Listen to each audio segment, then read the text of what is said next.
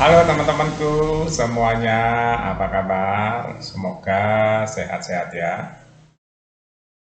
Teman-teman, di tempat saya nih panas sekali ini siang-siang begini ya. Jadi kalau habis pagi itu suka lari pagi gitu ya, kebakar matahari. Tapi bagus juga teman-teman. Matahari itu terhadap diri kita bagus kalau kita pagi jam 8 dan 9 itu lari gitu ya. Bagus. Walaupun badan hitam tapi enak di badan. Oke teman-teman, saya mau bahas mengenai yang sudah lama sebenarnya eh, mengganjal ya di banyak rakyat Indonesia, bukan hanya saya ya. Cuma ada yang mau curhat atau speak up, ada yang diem, tapi ya kebanyakan rakyat nggak mau ngomong, tapi sudah tahu bahwa Indonesia ini darurat korupsi sudah lama, teman-teman. Ya, sudah lama. Saya nggak ngerti ya, ini emang udah mental atau sudah budaya atau apa. Banyak yang mengatakan budaya mental atau karena tidak ada eh, niat yang kuat untuk memberesi semuanya. Ada yang bilang kalau kita ke Jepang, ya kita ke Singapura, kita ke negara-negara yang bersih korupsinya, ya lumayan bersih lah, nggak ada yang 100% ya di dunia ini. Itu teman-teman ya, barang di luar rumah aja nggak hilang. Motor, bahkan jualan di luar rumah nggak ada yang nungguin. Itu beli uangnya ditaruh gitu nggak hilang. Tapi di Indonesia boro-boro, barang di luar rumah nggak ada yang nungguin ya lenyap. Itu baru dari segi keamanan. Bahkan motor aja parkir lengah sedikit hilang. Bahkan di dalam garasi bisa hilang motor hari ini. Saking banyaknya pencuri. Ya, itu kejahatan-kejahatan yang jalanan. Kita sekarang bergeser kejahatan-kejahatan white collar ya. White collar crime, teman-teman. Bagi orang-orang yang belum pengalaman eh, panjang di birokrasi ya, atau di administrasi, kepengurusan administrasi, birokrasi, bisnis dan sebagainya, mungkin nggak ngerti jeruannya itu seperti apa. Tapi bagi orang-orang yang aktif di dunia bisnis, di dunia pengurusan surat-surat, pengurusan administrasi, pengurusan izin-izin, pasti sudah paham. Ya, sudah paham pengurusan masalah-masalah, case-case dan sebagainya. Bukan rahasia lagi. Makanya Presiden Jokowi banyak mengeluarkan kebijakan-kebijakan yang salah satunya memotong birokrasi, tidak terlalu banyak aturan. Karena setiap aturan tuh menimbulkan celah untuk korupsi. Tapi sampai hari ini, walaupun tuh sudah banyak aturan-aturan yang dihapuskan tentang birokrasi, panjangnya birokrasi, berbelit-belitnya birokrasi.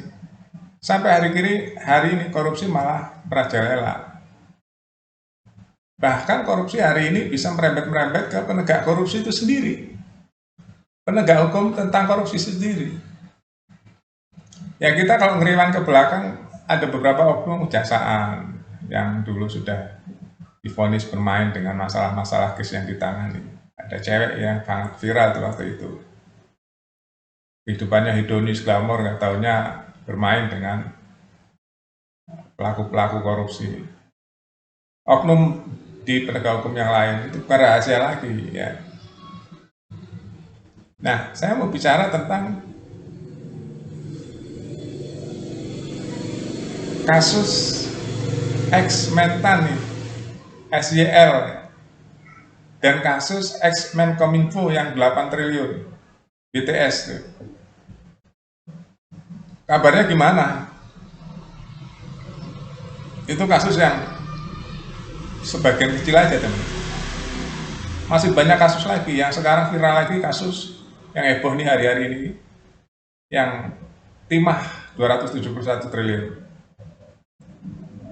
Heboh tuh, bahkan sekarang kemarin viral antara penegak hukum satu dengan penegak hukum yang lain gontok-gontokan. Malu nggak? Malu bagi warga negara. Orang yang sudah diberi amanah oleh negara suruh ngurusi masyarakat, mengurusi administrasi, mengurusi pelayanan terhadap masyarakat, malah terlibat.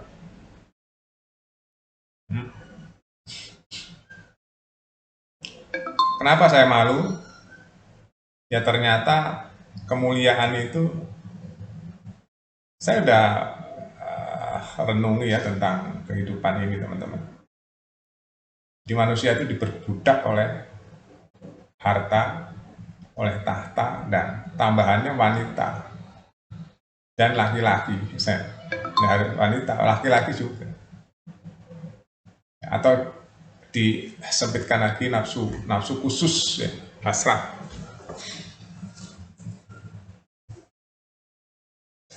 Jadi apa yang mau kita diskusikan? Semua di seorang pemimpin ambil tindakan tegas. Jadi harus benar-benar tegas. Siapa penyelenggara negara atau siapa yang melakukan korupsi sudah dibayar oleh negara, oleh rakyat, hidupnya dijamin dengan digaji besar, dikasih asuransi, masa depan, pensiun, dan sebagainya, masih aja menyalahgunakan wewenang atau korupsi, perkaya diri sendiri dan golongannya, itu formalitasnya seperti itu kan. Harus dihukum. Nah pertanyaannya sekarang banyak sekali koruptor. Hukumannya seperti apa? Apakah itu sudah adil? Itu yang ditanyakan dalam hati masyarakat, teman-teman. Kembali lagi, masyarakat tuh nggak semuanya berani bicara.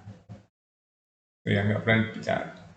Hanya diam. Nah, diam itulah yang membuat subur korupsi di negeri ini. Seolah-olah mereka aman, mereka nggak terawasi oleh rakyat. Padahal mereka diawasi oleh malaikat dan Tuhan. Saya malu melihat sidang live. Sekarang kan sidang live terus tuh di Kompas TV, di TV-TV mainstream, di YouTube, banyak tuh yang live streaming kok, sidang-sidang korupsi. Ya. Saya sebenarnya ngelihatnya jijik ya. Orang sudah jabatannya tinggi, tapi masih rakus dan terlibat korupsi. Itu menurut saya orang yang paling rendah, lebih rendah dari pemulung. Pemulung itu jelas, dia orang mencari makan halal, barang bekas dijual kembali itu beli beras. Tapi ini orang yang nggak kekurangan, tapi dia masih mengambil hak orang lain, mengambil hak rakyat lagi untuk dirinya dan kelompoknya dan keluarganya. Itu orang yang tidak bermoral, orang jahat, sejahat-jahatnya manusia di dunia ini adalah koruptor. Jahat-jahatnya manusia di dunia ini adalah koruptor. Apa hukumannya? Ya harus tegas, sita hartanya, cepat terbitkan undang-undang perampasan aset, hukum seberat-beratnya. Ya, itu pun saya yakin belum tentu menjerakan, tapi minimal udah maksimal semuanya hukumannya. Oke, itu saja teman-teman ya. Saya batasi 10 menit. Nanti saya updatekan lagi tentang opini-opini yang lain. Sampai jumpa.